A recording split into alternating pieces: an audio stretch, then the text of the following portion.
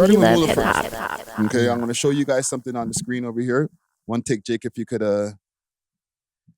pull up our screen here. He went to Drake's house. In a snowstorm. In the middle of the snowstorm. Was that the same day when we were potting? Yeah. You gotta Roger him in and tell him that Moula's here. Where's the big puffer coat he wears in the summer? I know, right? That's what people are saying in the comments. Where's the woodpecker? Pause. Yeah, I didn't say it. Pause. The volume's not super high on this part yet, but it's going to turn up in a second. Bro's a real fanatic. Dude. What you said? I think that's the security that's like right there next to the gate. Yeah, for sure. Guy inside, don't stop it. Guy, okay? Oh, Iceman, come outside. Iceman! Iceman! Come outside! I was thinking Drake was going to drop the album during the polar vortex. Me too. Right? Yeah, that would have been a good move. That's not dropping for another 4 months at least. That would have been a good day to drop it. I don't even think it's gonna drop it still. Okay? I'm the reason why everyone says I'm a guy. Michael's back. Didn't Debbie do this? I want to talk to you. Yeah, but Drake responded when Debbie did this. Okay, so yeah, he went over there. He did that. I don't know. He got something that he's promoting now, obviously, but I don't think he has something new. He still says something that he's still promoting. I think it's the song called North Face. Is this W promo? I mean, we're talking about it, and I'm gonna give him the benefit of the doubt and say this was like, you know, intentional and staged. And he's like, "Okay, let me like, you know, put it on for the camera pause." But like, I don't know. From the outside looking into it, could look like kind of like, I don't want to say some mental health ish, but like, I don't know. And I don't know how aware But Drake that's his brand, like, isn't his brand like, oh, I'm the kooky guy. You don't know what I'm about to do. Yeah, I'm crazy. You know? Yeah. So it honestly good marketing. It was a good video. Got posted at other places without him even having to ask. Yes. So that's kind of all you can ask for. And Drake wasn't in the city. I think he already knows that Drake's not in the city. Because like if you go on his Instagram page, like the man's like, I think in the Bahamas or some shit like that. Like he's chilling. You know what I'm saying? Mm-hmm. So I think he kind of went in there with that mindset, like, I know the man's not going to be here. It's not going to be a problem. But, and sorry, Lucas, I might sound like a hater. Right? We hate hip hop. We love hip hop. Hold on. I actually have a sound effect for it. There we go. We love hip hop. If you know that Drake's not there, it's not as much of a W. Really? Because if Drake's there, he could at least be like, yo, go on. Yo, final boss. I'm coming outside. No, I feel like even if Drake was there, they wouldn't have had that back and forth. I think the point of the video was to show like, yo, I'm outside Drake's crib in a blizzard. Like, I'm crazy. Like, you know? Yeah, and like, yeah. So I think he achieved that goal, whether Drake was in that crib or not. Lucas, as a manager, thoughts? Listen, when I was running that Toronto Tuesday with Keep Six Solids, Salute Keep Six on the Clubhouse, remember them days? You were active, man. Salute to you for that. That was dope. Super active. He was a regular on there. He's an interesting guy, man. He's on some like WWE type shit, you know? And yeah, keep it going, man. Drop some music. Yeah. You know? Keep it interesting. At the end of the day, like just to make it simple, right? Keep it interesting. Yeah. Right? If you're doing the same shit as everybody else, expecting different results. Right? Sound kind of crazy. Yeah, do different shit. Try a thing, fam. Go ahead.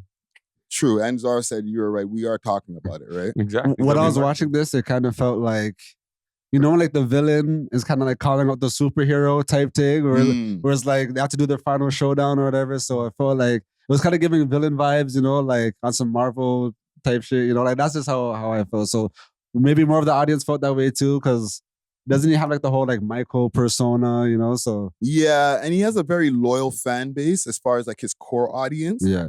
I'm just looking out for the best.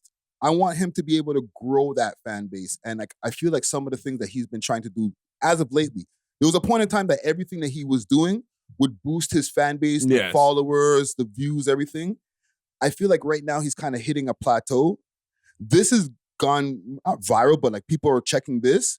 But the things that he was doing like weeks before, like where he was just like, yo, I got ice and stuff like that, it wasn't hitting. And it kind of goes to what you were saying, Lucas. Like if you're doing the same thing as everybody else, expecting the same results, then like, because that's literally what everybody else has been doing forever. Like, yo, here's my stacks, here's my ice. And he decided like, all right, fuck it, I'm gonna start doing that too. Yeah. And you know what I noticed too? So I think earlier on, like he had that villain vibe, but it was more on a motivational, like Andrew Tate manosphere kind of vibe where it's like, yo, you can work hard, you can accomplish this stuff. Yeah, but then when he went through his whole like legal issues and stuff got aired, I feel like he kind of turned heel, like in a WWE sense. And now he's like fully villain and embracing it. And I feel like his fan base really, they obviously know like he's a good rapper and makes good music, but it's the persona, it's the storyline that I feel like actually make people a fan of Moula first, you know? So let's broaden this conversation outside of Moula. Do you have to have the persona and storyline in the big 2026 where we are now to be able to even like get any motion? For artists more than streams, just motion, period. I would argue that for sure. I think, man, I would say music is probably 20%. And the other 80% is the game. Yeah. The days of, I got a great song and it just goes, I haven't seen that. Just put out so the it's audio. like, yeah, I mean, it's not only the story that you're building, but it's like how you're building that story, how you're building, you know, your community. Yeah. You know what I'm saying? So, I mean, again, what's great about having the internet, we can reverse engineer these guys who have gone and done it and won. What do they do? And yeah, you know, it's the story. It's what are you doing? Yeah. You know I feel like entertain me, God damn it.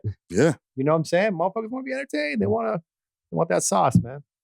I feel like there's more examples today of people just having a great song and blowing up off that than like before. You know, because I feel like before, like the label would actually kind of create players and like manufacture the story and stuff. But these days, like people would just have like a viral sound on TikTok and then like the labels would just like take them off of that rather than actually trying to like create a story behind them. If you kind of see what I'm saying. Yeah, but I feel like those like they like it's a fast come up and then they like fall off quick because they didn't have a story for people to cling on to, you know, or like an aura or like an archetype that we look up to for some, you know, like for example, like Northside Benji, when I think of his brand, like obviously the music is good, but there's also that like there's like a mysterious like, yo, this guy, like he probably gets like Bear Gal and shit. Like he doesn't say too much. So it's like, there's something that like, I think it hits our human psychology, you know, other people, they have like that larger than life, like, oh, this guy's a gangster. So like he's strong or whatever, you know? So I feel like humans, like, it's almost like the Greek gods. Like we have like certain traits and attributes that we like kind of, I don't want to say idolize, but like mythologize in a way. And the best artists have that aura where it's like, that's what people cling on to. It's not just the music. Okay, so sorry, make your point first. I'm just trying to think like what's Sav's story? Is it just like the op shit? I feel like there's like obviously that element of it, but also like, yo, he's always masked up. You know what I'm saying? There's an assumption that he probably is involved in certain lifestyles. Plus he has real like beefs that we kind of know about. I feel like with he has him, a crew around him too, like the Team East. They've been making waves. Yeah. And like that whole community around Studio Legends, like they did a good job with that, man. Shout out Like to young Studio rebels almost, like I feel. But I feel like with them it's like it only, I'm not gonna say it only went because the TikTok shit went viral, but like the TikTok shit went viral and that's what kind of catapulted him, you know? Like man's heard the beat and then heard how he was flowing and like that just kind of like, you know, like kind of, you know? You're right, but the TikTok catapulted him and then the image and the persona kept them here. And it was the local lore that's why it stuck. Yes. Yeah. Because like if he had nothing, dope. people would be like, okay, that song that went viral on TikTok, like where's the guy? He like if he was just like super like not posting, no story, that song would have came and went. You know what I'm saying? People were accusing Sav initially of being this created player, like, oh, you haven't done any of this, that. And then there was that question around like the lore around him or how street he was. And I feel like he kind of like leaned into it and then people kind of like bought into that image. Yeah. And like, it's kind of like, you know, like Biggie Smalls had that like, yo, he's a bigger dude type of vibe. Like, I feel like there's an image that like projects an archetype. You know? Thanks for watching. If you enjoyed this video, please make sure to check out these other videos on the screen and make sure to like and subscribe. We love hip hop.